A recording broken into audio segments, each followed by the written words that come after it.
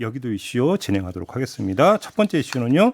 네, 영국 총리의 불명예 퇴진 가장 큰 이유는 거짓말 때문인 것 같은데요. 오랜만에 외국 소식 전해드립니다.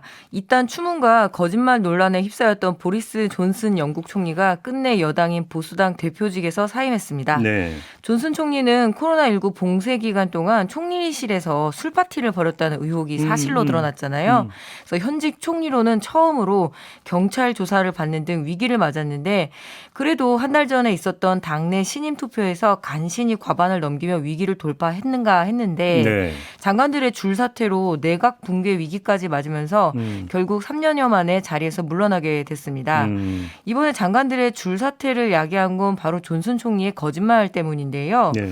측근인 크리스토퍼 핀처 보수당 하원 의원이 술에 취해서 남성 2명을 성추행한 그 성비 행적을 알고 있었으면서도 원내부 총무로 임명한 뒤 그런 사실 자기는 몰랐다라고 거짓말을 해 위기를 자초했다고 합니다. 다만 존슨 총리는 이번에 당 대표직에서만 물러날 뿐 새 총리가 선출되는 10월까지는 총리직을 유지하겠다고 밝혔는데요. 네. 하지만 여당에서조차도 즉각 퇴진 요구를 하고 있는 상황입니다. 현지에서는 이 결정이 존슨 총리가 이달 말 그 자기의 결혼 파티를 열려고 하는데요. 그래서 그것 때문인 거 아니냐라고 하면서 더 예. 논란이 일으키고 있는데요. 예. 원래 숱한 논란을 달고 다녔던 존슨 총리였고 최근 물가 급등과 경기 침체 우려로 현재 영국 정부를 향한 불만이 커진 상황이지만 결정타는 이 거짓말 때문이거든요. 자, 무언가 의혹이 터졌을 때 인정하는 것에 인색한 우리 정치권도 꼭 기억했으면 좋겠습니다. 그러니까요. 네. 거짓말은 항상 더 큰 화를 부르기 그렇죠. 마련입니다. 그러잖아. 코로나 국면의 술 파티였던 거 이게 꽤 나왔던 얘기였잖아요. 네. 제정신인가 싶었죠. 사실은. 그렇습니다. 네. 총리가. 네. 네. 다음 이슈로 넘어가죠. 예. 이번에는 외국에 날아간 한국인들 소식이네요. 독일까지 날아간 주옥순의 엄마 부대 처벌받는지 한번 봐야 되겠습니다. 베를린 평화의 소녀상 앞에서 지난달 26일에서 30일까지 엄마 부대 주옥순 대표를 비롯해서 극우단체 소속의 4명이 독일에 가서 소녀상을 철거하라며 시위를 했었습니다. 당시 시선 집중에서도 독일 현지 교민 인터뷰를 하기도 했잖아요. 네. 이들은 귀국 후에 추후 일본 극우 세력과 힘을 합쳐서 재차 베를린 소녀상 앞에 시위를 하겠다라고 이렇게 밝혔는데요. 이에 제독 시민사회단체인 코리아 협의회와 그리고 독일 시민단체인 극우에 반대하는 할머니들 그리고 정의기억연대 소속의 회원들은 베를린 미테구청 앞에 설치된 평화의 소녀상을 영구 존치를 해야 된다라면서 수요 집회를 여는 동시에 이들을 독일 경찰에 고소하는 방안을 추진 중이라고 밝혔습니다. 이들은 독일의 원정 시위를 온 주옥순 씨와 극우단체 소속 4명을 공공의 평화를 위협하고 사자 명예훼손 혐의가 있다고 보고 있는데요.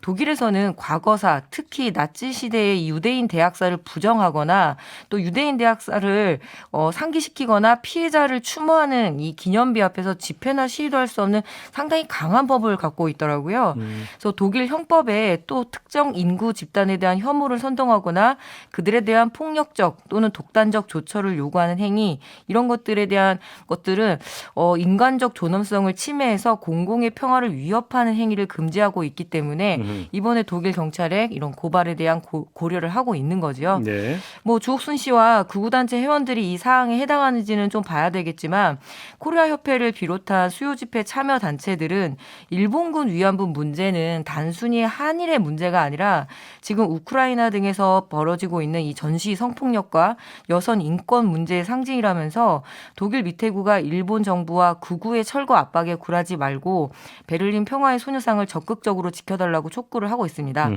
과거사 문제에 있어서만큼은 가장 철저하게 반성을 해온 독일까지 날아가서 평화와 인권을 부정하는 이런 행동 일삼는 이들 더 이상 용인이 되어서는 안 될 것 같습니다. 그러게요. 참, 네. 저희도 인터뷰하면서 인터뷰하는 내내 좀 답답하더라고요. 네. 자, 마지막 이슈로 넘어가죠. 예, 위생은 국력입니다. 군대의 문제를 제보하는 페이스북 페이지 그 육군 훈련소 대신 전해드립니다. 일명 6대전이라고 하거든요. 네. 여기에서 자신을 52사단, 210여 단 강남 서초 예비군 훈련대에서 근무 중인 9년차 말년 중사라고 이렇게 정확하게 자기를 소개한 군인이 이게 2022년도 군대 관사에서 봐야 할 모습인지 모르겠다며 부대의 부실한 수질 관리 문제를 제보를 했습니다. 제보자는 지난해 8월 9월부터 해서 이 부대 숙소에서 생활을 하다 보니까 녹물이 나오고 그리고 피부 트러블이 났다 이렇게 제보를 했는데요. 결국 샤워기 필터를 구입해서 사용한 제보자는 한 달 정도 사용한 필터에 녹색 이물질이 잔뜩 낀 모습을 제보를 한 거죠. 제보자는 수방사 주거 TF 그러니까 태스크포스 팀에도 수질 상태를 개선해달라는 연락을 수차례 했지만 어떡하겠냐 참고 써야지 이렇게 답변을 받았다고 합니다. 제보자에 따르면 상급 부대의 한 간부는 물탱크를 새로 바꿔야 하는데 오래되다 보니까 청소를 해도 찌꺼기와 잔해 물질들이 있어서 어쩔 수 없다라고 대답을 했다는데요. 중요한 건 관사에 쓰이는 물탱크와 그리고 기관병들이 쓰는 물탱크가 하나로 통합되어 있어서 일반 병사들도 피해를 보고 있다는 거죠. 네. 해당 제보자는 당장 바뀌길 바라는 것도 아니고 그저 부끄러운 일인 줄 알았으면 좋겠다라고 이야기를 했는데요. 해당 부대 관계자가 해당 숙소의 샤워기를 필터가 내장된 제품으로 교체를 해서 추가 이물질 발생 여부를 확인을 하고 또 이주를 희망하는 거주자에게는 대체 숙소를 마련하겠다 이렇게 이야기를 하면서 앞으로 장병 주거 복지와 생활 여건 개선을 위해 더욱 세심한 관심과 노력을 기울이겠다고 약속을 했는데요. 그동안 이 6대전에 제보된 건으로 오히려 제보자들을 색출을 하거나 심지어 작년에는 부실급식 문제를 제보한 사람들을 찾아내려고 이 6대전 운영자를 고소를 해서 논란이 한번 일었었거든요. 네. 어느 정도 신분이 특정되는 이런 제보에 대해서 군대가 합리적 비판이라면 받아들이고 개선해 나갈 수 있어야 하죠. 네. 다음에 이제 물이군요. 물. 네. 어디까지 가는 겁니까? 예, 물이 가장 아직도 군대 변화는 참 느린 것 같습니다. 예. 마무리하죠. 정원정 작가 수고하셨어요. 네, 감사합니다.